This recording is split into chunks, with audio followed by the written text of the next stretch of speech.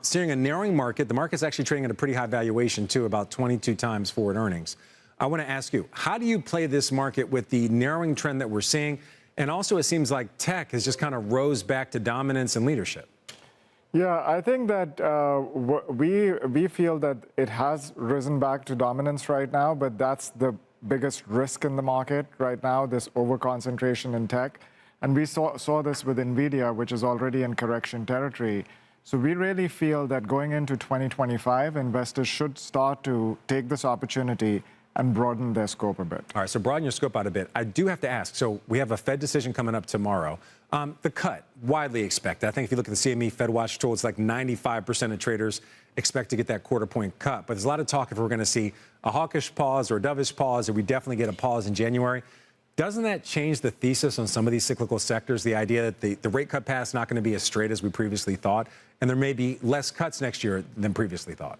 Well, we think that we'll most likely still get three cuts of 25 basis points each, because we feel that under the Trump administration, there are actually going to be several deflationary factors in play. First of all, we think with this pro-growth agenda, the return on capital in the U.S. is going to be far greater than the rest of the world, so the dollar gets stronger.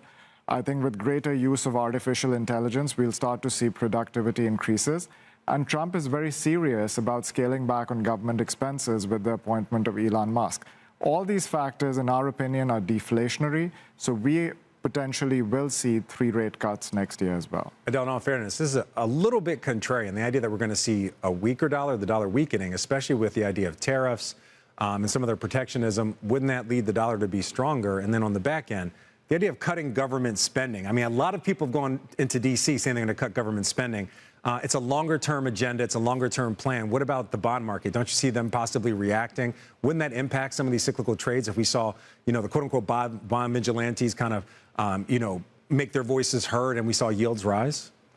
Yeah, I think that yes, those factors are in play, but I think that in the U.S. we will see greater potential, and I think that is why we should start to see deflationary factors outweigh all these other factors.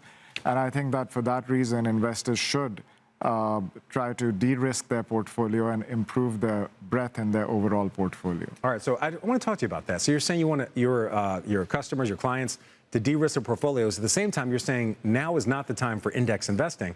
Generally, to hedge risk, you invest in the index. You're kind of invested in a broad index. I'm just looking at the S&P.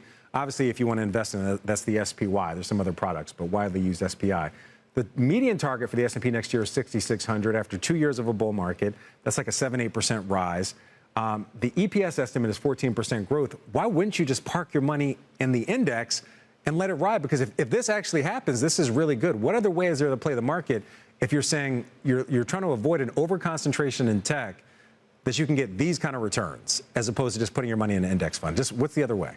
Yeah, so I think that if you look at the SPY index fund, that's more than 40% invested in tech. Right. And we actually think that going into 2025, there are going to be 2 phases in the market. The first phase is going to be where consumers and businesses are going to scale back till we get some new clarity on what the policies are. And that'll cause a pullback in the first half of 2025. In the second half of 2025, we get the trifecta effect. Low rates, less regulations, less taxes, and the market goes up. So investors could get defensive right now and then play offensive. And when you're playing offensive, you want to go in other areas, not just tech, because we'll start to see more of what we are seeing happen with NVIDIA, in our opinion, going into next year. But in all fairness, if you get those results, if we get what the expectations are from the S&P next year, after 2 really strong years, that's pretty good, wouldn't it?